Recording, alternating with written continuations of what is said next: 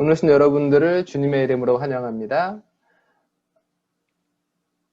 지금 우리는 절기상으로는 대한절기를 보내고 있습니다. 대한절기는 겨울 중에서 가장 추운 날을 의미하는 거겠죠. 대한절기에 대한 설명을 보면은 이제 그 대한절기에 되면 오히려 사람들이 웅크러들거나 자연의 추위를 피해 무련이람이 벌어진다라고 이야기하지 않습니다. 오히려 대한절기를 보면 기러기들은 이제 날개를 치고 자신의 고향으로 돌아가고요. 까치도 이제 본격적으로 날려고 자신의 깃을 친다라고 이야기하고, 닭은 자신의 알을 품는다라고 이야기하고 있습니다. 가장 추운 그날 살아있는 생명들은 새로운 출발과 새로운 발걸음을 띈다고 이야기하고 있고요. 농가원령가에서도 그런 비슷한 얘기를 하고 있습니다. 12월의 이야기를 하면서 대안이 있는데, 대안에서 사람들이 하는 일은 뭐하면 이제 새를 준비하면서 옷감을 짜고 옷감을 빚는 일입니다.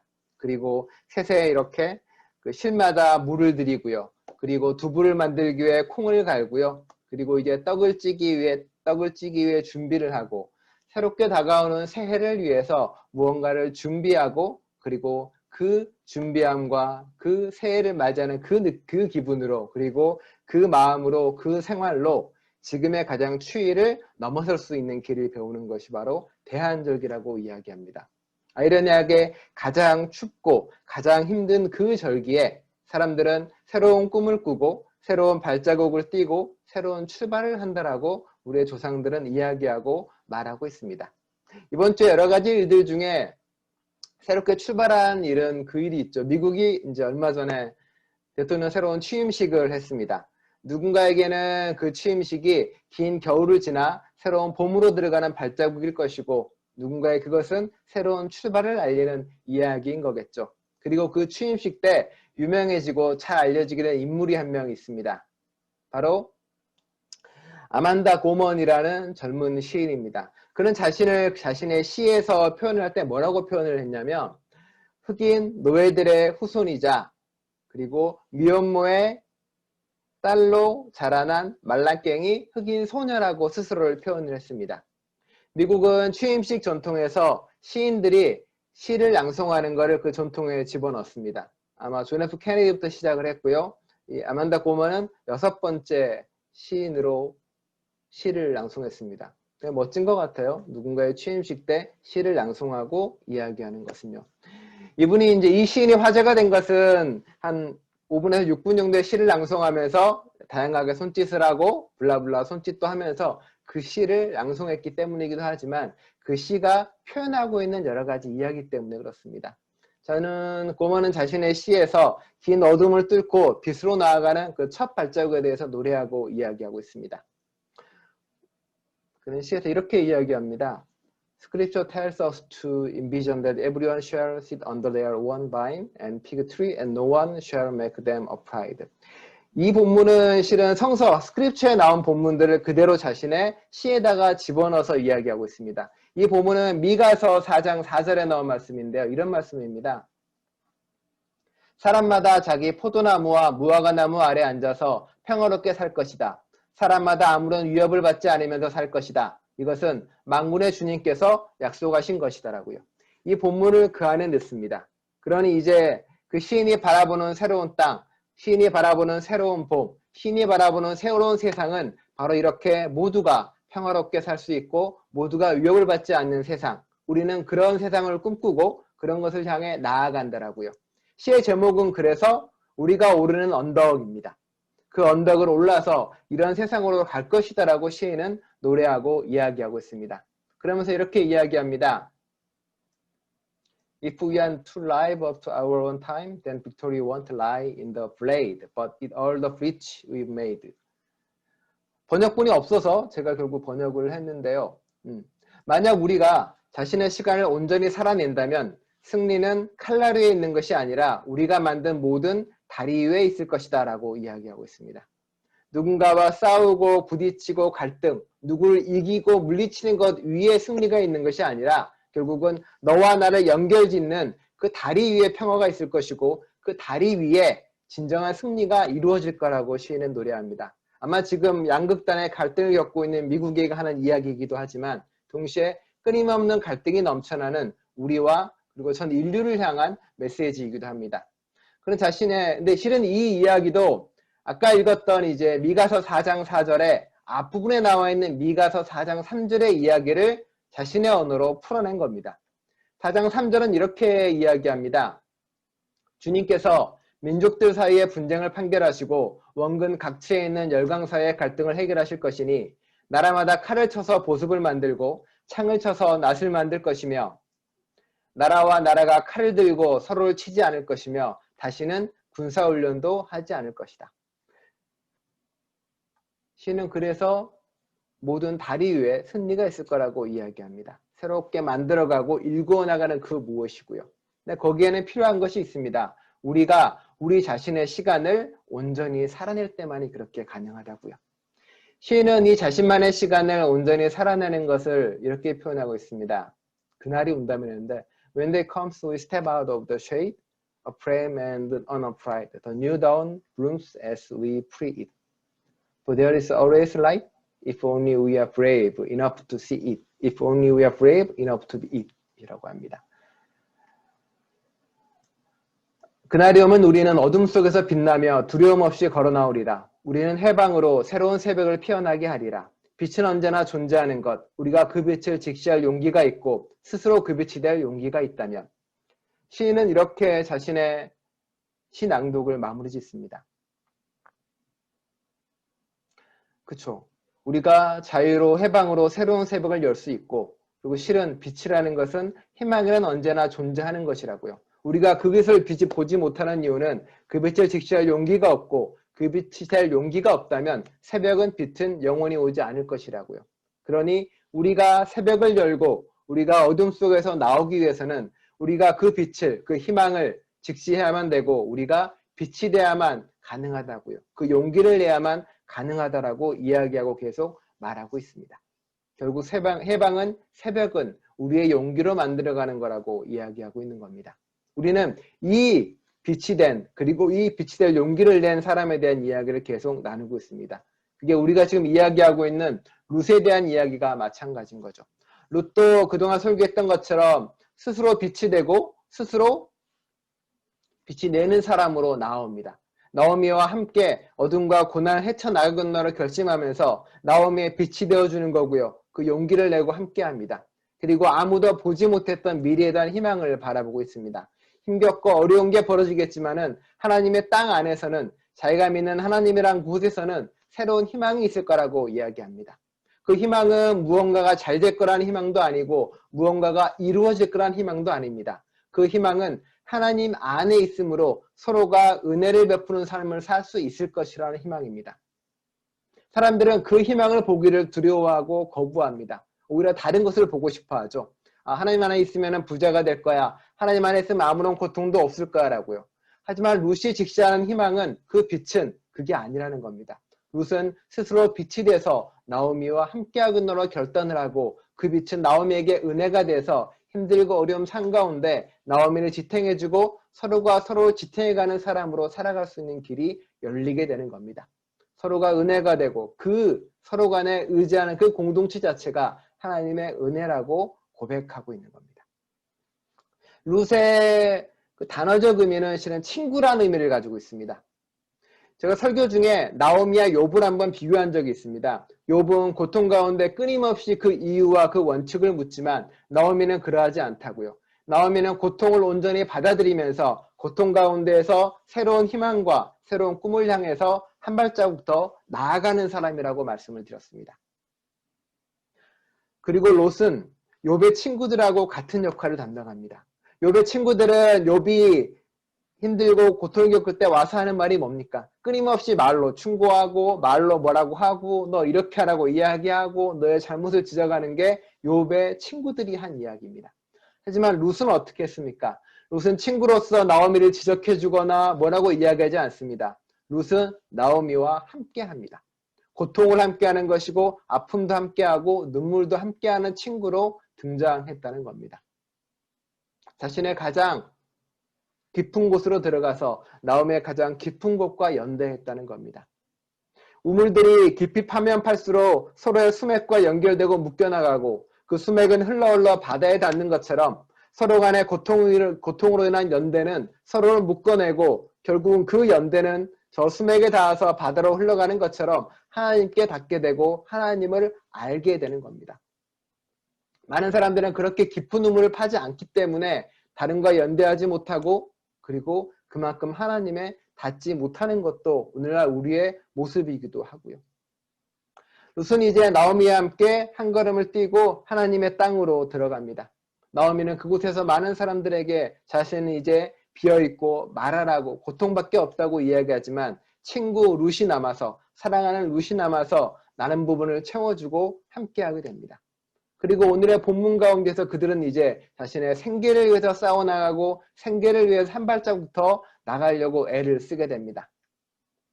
룻은 이제 자신의 일을 하겠다라고 이야기하는 거죠. 내가 가서 일을 해서 당신을 먹여 살리겠노라고, 내가 가서 이삭을 주어서 먹여 살리겠다라고 이야기하고 있습니다. 그리고 그 이삭을 줍는 밭은 바로 보아스의 밭이라고 말합니다. 보아스는 엘리멜렉과 친구 사이였다니까 나이가 꽤 많겠죠. 그 집안의 유지였고 그 지방에서 힘 있는 사람이었다고 표현하고 있습니다. 룻은 이제 먹고 살기 위해서 나가는데 어디 가서 계급 밑에 있어서 누군가의 힘 있는 사람의 호의에 의지해 산다거나 누군가의 베품에서 의지해 사는 삶을 살겠다는 게 아닙니다. 룻은 당당히 나아가서 자신의 권리를 주장하고 자신이 할 수 있는 것을 하겠다라고 이야기하고 있습니다. 바로 밭에 가서 곡식 따는 이삭을 줍겠다라고요. 근데 그게 무슨 마치 그 남의 밭에서 이렇게 남은 거 줍는 것처럼 보이지만 성경은 그렇게 이야기하지 않습니다. 성경에서는 가난한 자와 약한 자의 권리를 보장해 줍니다. 권리는 힘 있는 자의 호의에서 베푸는 시혜라던가 누군가 베푸는 자비라던가 동정을 의미하지 않습니다. 성경에서는 가난한 자와 약한 자의 몫을 그들의 권리로 정확히 딱 규정해 놓고 있습니다. 그것은 절대 손대지 말아야 되고 강한 자나 힘 있는 자도 건들 수 없는 것이라고 이야기하는 게 있습니다. 바로 몇 가지가 있는데요. 그 첫 번째가 포도를 딸 때에도 모조리 따서는 안 된다. 포도밭에 떨어진 포도도 주어서는 안 된다. 가난한 사람들과 나그네 신세인 외국 사람들이 줍게 그것들을 남겨두어야 한다. 내가 주 너희의 하나님이다. 하나님 이름으로 명령하는 건데 너 포도를 따거나 그리고 다 따도 안 되고 떨어진 포도 절대 주어서는 안 돼. 그거는 너희 것이 아니다라고 규정하는 겁니다. 그것은 당연히 땅에 떨어진 즉시 그리고 남겨있는 많은 것들은 포도밭 주인의 것도 아니고 그리고 포도 땅 주인의 것도 아니고 일하는 너희 것도 아니야. 그거는 가난한 사람과 나그네 사람의 것이니까 그것을 가져가면 안 된다라고 성경은 규정합니다. 당연히 이 몫은 가난한 사람과 나그네 신세 외국 사람들의 권리이고 당연히 주장할 수 있는 겁니다. 밭도 마찬가지입니다. 너희가 밭에서 난 곡식을 거두어들일 때에는 밭 구석구석까지 다 거두어들이지 말고 또 거두어들인 다음에 떨어진 이삭을 줍지 말아라. 그것은 가난한 사람들과 나그네 신세인 외국 사람들의 주께 남겨두어야 한다. 내가 주 너희 하나님이다. 밭도 마찬가지입니다. 밭도 이렇게 보통 네모나게 생겼다거나 다르게 생겼다고는 하지만 그 주변부의 것은 절대 거두거나 혹은 따면 안 됩니다. 귀퉁이 것은. 귀퉁이라고 해서 이렇게 작은 부분이 아닙니다. 네모나게 따르면은 중간에 동그랗게 원을 그립니다. 네 원을 그리면 남는 지역. 여기를 전부 다 남겨둬야 된다고 이야기합니다. 자비나 동정이 아니라 그건 당연히 그 사람의 것이다라고 규정을 해버리는 거죠. 또 있습니다. 화목제사에서 감사제물로 바친 고기는 그것을 바친 그날로 먹어야 하고 조금이라도 다음날 아침까지 남겨둬서는 안 된답니다. 이것도 뭐냐면 제물을 바쳤는데 크잖아요. 양이나 소는. 근데 그거를 바친 사람이 가져와서 며칠 동안 보관해 먹을 수 없다는 겁니다. 이미 그것은 하나님께 바친 거고 그것은 당연히 주위 사람들하고 전부 나눠 먹는 것이 그게 당연한 몫이고 해야 될 것이라고요. 하나님은 그렇게 가난한 자와 약한 자를 위한 권리가 보장된 사회가라고 이야기하고 있는 겁니다. 룻이 돌아온 그 땅은 사사기 시대처럼 싸우고 분열하고 그런 땅이 아니라 룻이 돌아온 그 하나님의 땅은 룻이 다시게 새롭게 출발한 하나님의 땅은 하나님의 이러한 율법과 법칙들이 지켜지고 준수되어지는 땅이라고 이야기하고 있는 겁니다. 그래서 당연히 룻은 그 땅에 가서 주장하는 겁니다. 내가 이제 이 땅에서 이삭을 죽을 겁니다. 성경에 나온 대로 율법에 나온 대로 나는 곡식단 사이에 떨어진 그것을 내가 줍겠습니다라고 주장하고 있습니다. 밥 모퉁이에서만 줍는 것이 아니라 이제는 하인들이 곡식단을 거두어 들일 때 더 많이 떨어지는 그 이상을 내가 줍겠다라고 더 강하게 주장하고 있는 겁니다. 왜? 그게 내 몫이고 내가 해야 될 것이니까요. 밭 주석에 남아있는 것보다 오히려 이렇게 하인들이 거두어 들일 때 더 나달이 많이 떨어질 거 아니에요. 그걸 줍겠다라고 주장하고 있습니다. 그러니까 이제 그 밭을 감독하던 사람은 이거를 해줘야 되나 말아야 되나 좀 갸우뚱거린 거, 자기가 밭 주인이 아니니까. 근데 이게 율법적으로 옳고 맞는 일이거든요. 그래서 기다립니다. 이렇게 어떻게 해야 되나. 룻은 이제 그동안 아마 밭 주위에 있는 것을 주었겠죠. 그리고 이제 보아스가 오게 됩니다. 보아스는 와서 당연히 룻에게 그렇게 하라고 이야기합니다. 그리고 밥도 주고 음식도 주고 이야기하고 있습니다. 그렇죠? 룻이 도착한 하나님의 땅, 그리고 보아스로 표현되는 하나님의 은혜나 베품은 결국 그렇게 자신의 권리를 주장할 수 있고 권리를 받아들여지는 곳이라고 이야기합니다. 우리는 나오미가 민족을 넘어서서 룻에게 베푼 헤세드와 은혜를 기억을 합니다. 룻이 그 고통에 공감하며 나오미에게 베푼 헤세드와 은혜도 우리는 기억을 하고 있고요. 그리고 또 다른 은혜와 또 다른 헤세드가 등장을 하는데 그게 바로 보아스에 의해서 이루어지는 겁니다. 보아스는 바로 룻의 목소리에 응답합니다. 룻의 요구에 응답하고요. 룻의 주장에 호의로 응답을 하고 답하게 됩니다. 보아스는 나오미나 룻의 고통에 온전히 공감하지는 못했을 겁니다. 왜냐하면 그는 여성도 아니고요. 가난한 자도 아니고요. 그리고 이민이나 난민으로 살아본 경험도 없습니다. 그럼에도 불구하고 보아스는 자신이 할 수 있는 최대한의 것을 하려고 노력하고 애쓰고 있습니다. 그 방식이 바로 하나님의 방식이었고 하나님의 율법의 방식이었다라고 고백하고 있는 겁니다. 보아스라는 이름의 뜻에 대해서 여러 가지 이야기가 나오는데 가장 많이 나오는 것은 성경에 그 똑같은 이름이 한 번 더 나옵니다. 언제 나오냐면 솔로몬이 성전을 지을 때 기둥을 2개 이렇게 지어요. 큰 기둥을. 그중 기둥 하나 이름이 바로 보아스입니다. 그렇죠? 아마 그 이후에 룻기가 써졌으니까 그런 거죠. 보아스가 상징하는 건 뭐냐면 하나님의 율법이 가지고 있는 가치와 율법이 가지고 있는 힘을 그대로 대변하고 보여주고 이야기하고 있는 겁니다. 공감하지 못하고 온전히 이해하지 못하고 온전히 그 사람의 고통을 감수하지 못하더라도 호의로 응답해야 되고 그들의 주장에 공감해야 되고 같이 손 내밀어 주는 게 바로 하나님의 율법이라고 이야기하고 있다는 겁니다. 저희도 그렇죠. 저희도 어떻게 보면 이 땅의 원주민도 아닙니다. 그렇게 인종차별을 겪는 흑인도 아니고요. 저 같은 경우는 차별을 겪는 여성도 아니고 성소수자도 아니고 교통걷는 계급적 노동자도 아닙니다. 어쩌면 저는 그 수많은 소수자들의 아픔을 온전히 100% 이해하지 못하는 사람입니다. 제 한계겠죠. 여러분도 마찬가지겠죠. 누군가는 이해하는 부분도 있고 누군가는 온전히 이해하지 못하는 부분도 있습니다. 그럼에도 불구하고 성서가 이야기하는 것은 보아스처럼 호의로 응답하는 것이고 그 주장에 정당하게 하나님의 율법으로 응답해 내가는 겁니다. 그게 바로 성서가 우리에게 이야기하는 겁니다.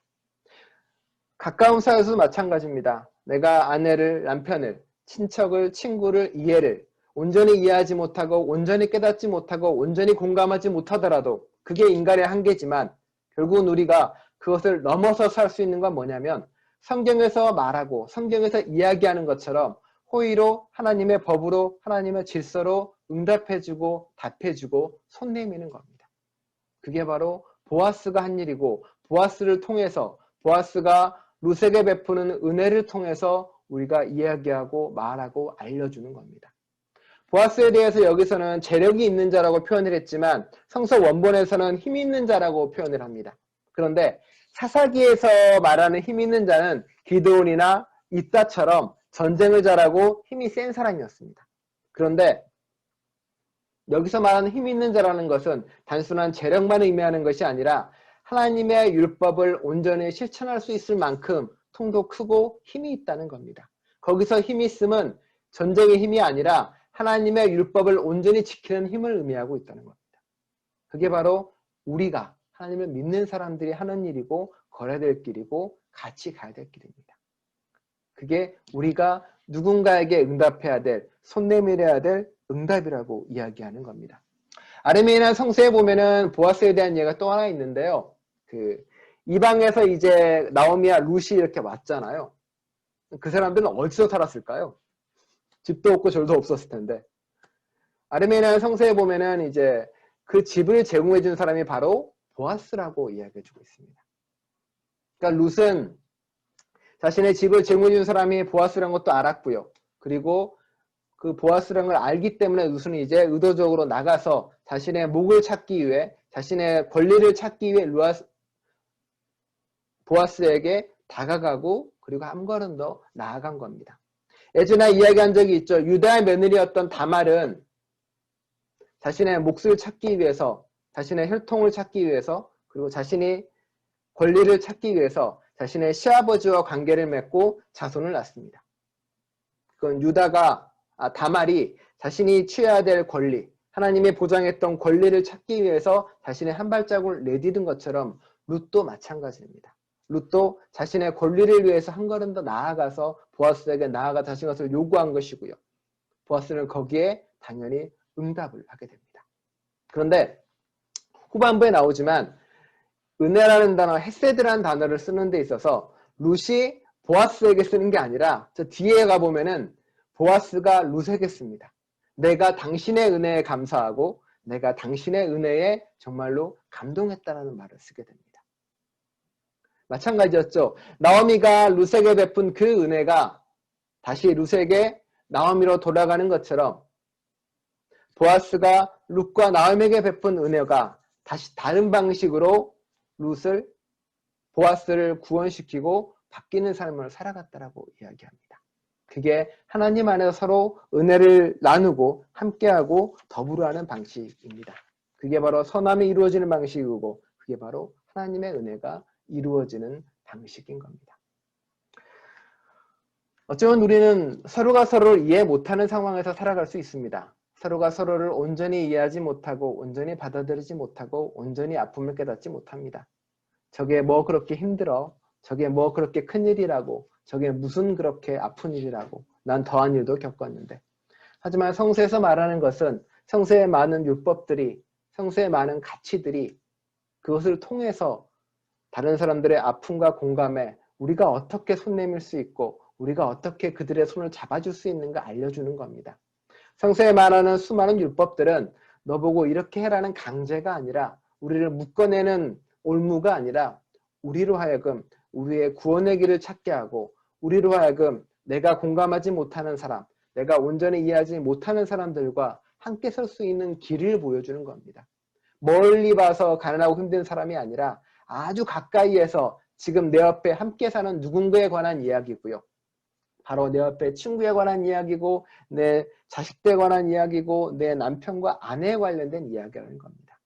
내가 이해하지 못할 때, 내가 공감하지 못할 때 내가 어떻게 호의의 손을 내밀고 내가 어떻게 은혜의 손을 내밀 것인가. 그게 바로 우리가 해야 될 삶이고 우리가 해야 될 길이고 하나님의 말씀이 가지고 있는 가치입니다. 부디 그런 가치를 그런 율법의 힘을 아는 저와 여러분 되시기를 간절히 축원드립니다.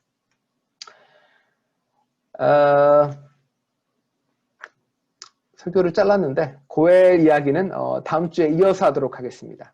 성경에 나오는 수많은 율법들은 실은 사람을 살리고 생명을 살리는 이야기들입니다. 고엘도 그 중에 하나고요. 이 이야기는 다음 주에 이어서 하도록 하겠습니다. 기도하겠습니다. 하나님, 보아스는 어쩌면 나오미나 룻의 고통과 아픔을 온전히 이해하지 못할 수도 있습니다. 여성이 아니기에, 이민자가 아니기에, 가난한 자가 아니기에, 누군가를 가족을 잃어본 슬픔도 없기에, 또 젊은 사람도 아니기에 그는 공감하지 못하고 온전히 그 아픔을 깨닫지도 못했을 수도 있습니다. 하지만 보아스는 자신이 할 수 있는 최선의 호의와 최선의 손내민과 최선의 더불어함과 최선의 함께함을 하려고 노력합니다. 그 방식은 하나님의 율법으로, 하나님의 말씀으로, 하나님의 법을 통해서 이루어 나가고 그렇게 다리를 놓습니다. 그 다리를 통해서 비로소 또 다른 생명이 살아갈 수 있게 되고 그 다리를 통해서 비로소 하나님 율법이 꽃을 피웁니다. 저희 또한 누군가에게 응답하고 누군가에게 손 내밀고 누군가에게 공감할 때 그 모든 것이 이루어지지 않더라도 100% 만족되지 않더라도 하나님 율법과 말씀을 실천함으로 다리라도 놓는 저희 될 수 있도록 이끌어 주옵소서. 우리가 알지 못하는 누군가의 고통에 연대하는 방식과 함께하는 방식들 그리고 내 옆에 있는 누군가와 함께하는 그 모든 방법들을 보아스를 통해 배울 수 있도록 이끌어 주옵소서. 함께해 주실 걸 믿으며 예수 그리스도의 이름으로 기도드립니다.